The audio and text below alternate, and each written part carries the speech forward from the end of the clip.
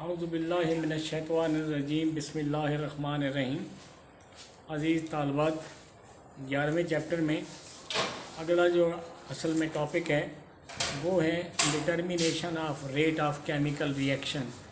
लेकिन इसमें actually graph है और ये ग्राफ फिर हम जब बाकायदा क्लास होगी उस वक़्त इनको डिस्कस करेंगे।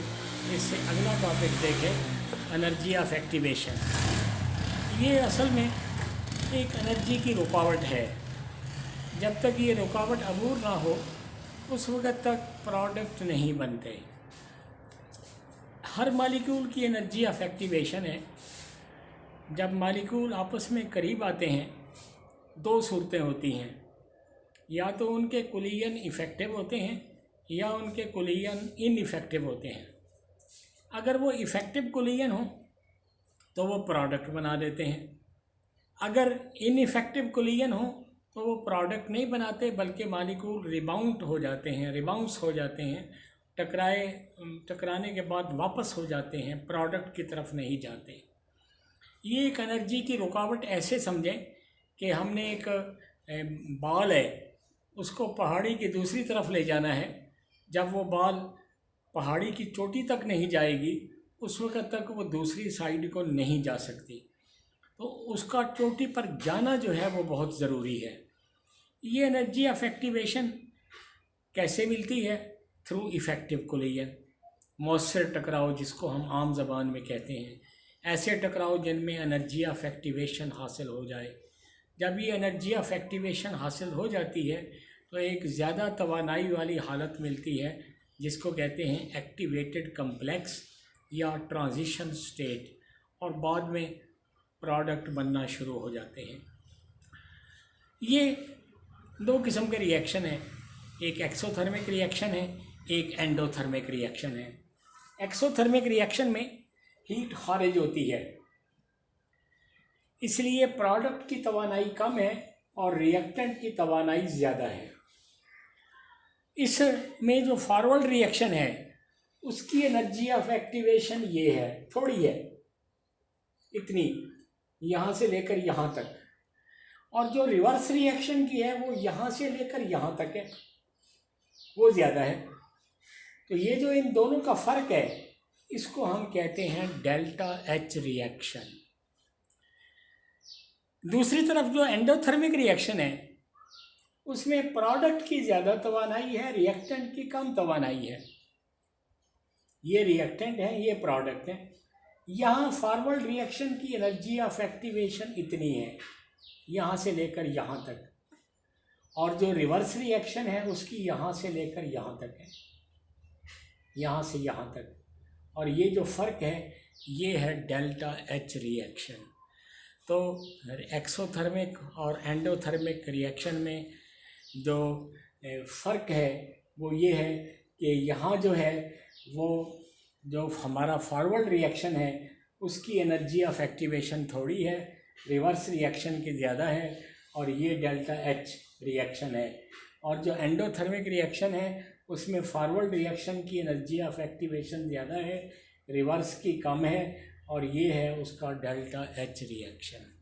अब हम इसके अल्फाज पढ़ते हैं।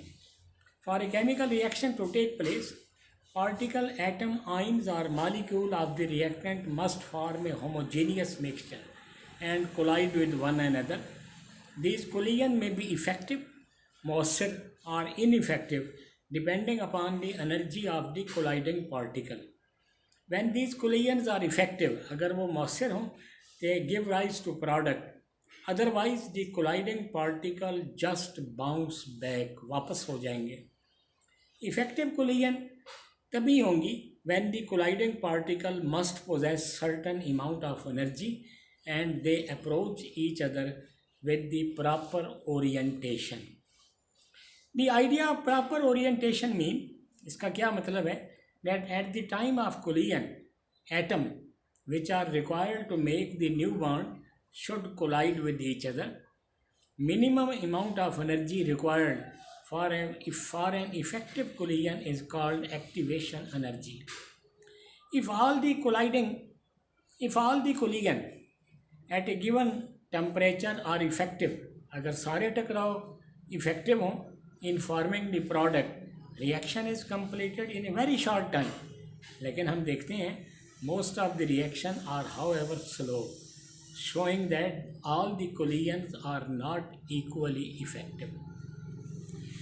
कहता है एक रिएक्शन है जिसमें दो मालिक्यूल ए के हैं, A2 जिसको लिखा, दो मालिक्यूल B के हैं और प्रोडक्ट बन रहा है AB।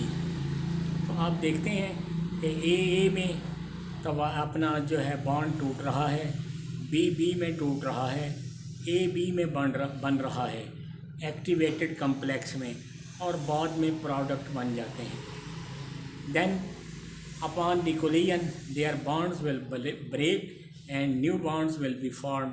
इस फिनोमिना को हमने ऐसे दिखाया है। ये एक्टिवेटेड कम्प्लेक्स एक अनस्टेबल कोलिजन है of all the atom involve in the reaction for which the energy is maximum. ये एक शॉर्ट लिव्ड स्पीशी है, थोड़े टाइम के लिए रहने वाली, और फ़ौरन ही इससे प्रोडक्ट बन जाएंगे। ये एक ट्रांजिशन एग्जिस्टेंस है, इसकी आर्जी है, इसीलिए हम इसको ट्रांजिशन स्टेट भी कहते हैं। When the colliding molecule come close to each other at the time of collision they slow down, आहिस्ता होंगे, कोलाइड करेंगे। अगर कोलिजन इफेक्टिव हैं then the molecule flying apart और केमिकली डिफरेंट, मुख्तलिफ होंगे क्योंकि प्रोडक्ट बन गए हैं। Otherwise, the molecule just bounce back. When the molecule slow down, जब आहिस्ता होंगे, kinetic energy कम होगी। This result in the increase in the potential energy, और potential energy बढ़ेगी। The process can be understood with the help of a graph between the path of reaction and the potential energy. Reactant reach पहुँचते हैं peak, बुलंदी पर of the curve to form the activated complex. EA देखें शक्ल में उसने लिखा है, is the energy of activation as it appear at the potential energy hill. ये तवानाई की पहाड़ी है between the reactant and the product. Only the colliding molecule with proper activation energy, जिनकी एक्टिवेशन एनर्जी अपना एक सही है, will be able to climb up, इस पहाड़ी पर चढ़ेंगे and give the product. If the kinetic energy of the reactant is less than EA, they will be unable, फिर वो इस काबिल नहीं होंगे to reach the top of the hill and will fall back chemically unchanged।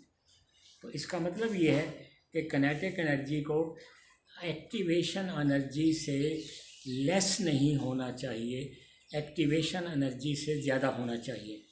This potential energy can be use to study the heat evolved और absorbed during the reaction. Heat of reaction is equal to difference in potential energy of the reactant and product. For exothermic reaction the product are at a lower energy level than the reactant, product are at a lower energy level than the reactant, and decrease in potential energy appears in the increase in kinetic energy। For endothermic reaction, product are at higher energy level than the reactant, and such reaction में continuous source of energy दरकार होता है to complete the reaction। energy of activation forward और backward reaction की different है। For exothermic reaction, energy of activation forward reaction की कम है then that of backward reaction, जबकि एंडोथर्मिक रिएक्शन में इसका उलट है। Energy of activation gives us a valuable information about the way a reaction take place and helps to understand the reaction. एक असल में डायग्राम बनाई हुई है, कल फिर हम इसको ज़रा थोड़ा पढ़ लेंगे। 7वें चैप्टर की है। ये ग्लास कैलोरीमीटर है, छोटा सा एक कैलोरीमीटर है। इससे पहले हमने एंथैल्पीज़ मुख्तलिफ पढ़ी हैं, enthalpy of atomisation, enthalpy of neutralisation, enthalpy of combustion, enthalpy of solution. ये जो कैलोरीमीटर है, ग्लास कैलोरीमीटर इसको कहते हैं, इससे हम एनर्जी ऑफ न्यूट्रलाइजेशन मालूम करते हैं। इसमें सिंपल सा ऑपरेटर्स है, दो बीकर है, एक ये अंदरूनी बीकर है और एक ये बैरूनी बीकर है, और इन दोनों को आपस में इंसुलेट करने के लिए दरमियान में कॉटन है, रुई है। यहाँ हमने एक थर्मामीटर लिया हुआ है और स्टिरर लिया हुआ है हिलाने के लिए। हम तेज़ाब और असास की मिकदार यहाँ ले लेते हैं, ये HCl भी लिया, NaOH भी लिया। अब इसमें जो हमने इनिशियल कंसंट्रेशन जो इनकी मिकदारें ली हैं M, वो हमें पता है। शुरू का टेम्परेचर हम देखेंगे और फिर आखिरी टेम्परेचर देखेंगे। इनिशियल टेम्परेचर, फाइनल टेम्परेचर, उनका फ़र्क निकालेंगे, वो होगा डेल्टा H रिएक्शन। और फिर एक दरमियान में S है जिसको कहते हैं specific heat of the reaction mixture, और हीट कैपेसिटी भी इसको कहते हैं। तो ये इससे हम एंथैल्पी ऑफ न्यूट्रलाइजेशन मालूम करते हैं। Exothermic and endothermic reaction can easily be detected or observing the temperature of the reaction vessel before and after the reaction, as long as the heat evolved or absorbed is considerable. Delta H can be determined by using glass calorimeter as described below. For most purpose, an ordinary glass calorimeter can be used to determine the value of delta H.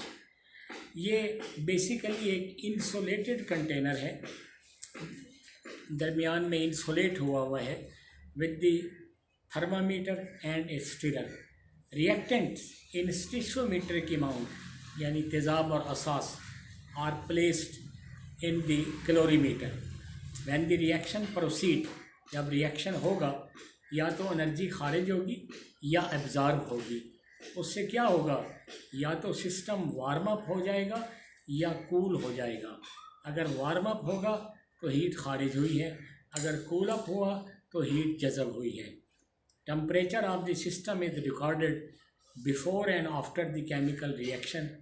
Knowing the temperature change, mass of reactant present and specific heat of water, we can calculate the quantity of heat Q evolved or absorbed during the reaction, where M is the mass of reactant, S is the specific heat, delta T is the change in temperature, product of mass and specific heat of water। ये जो दो चीज़ें हैं इसको कहते हैं heat capacity.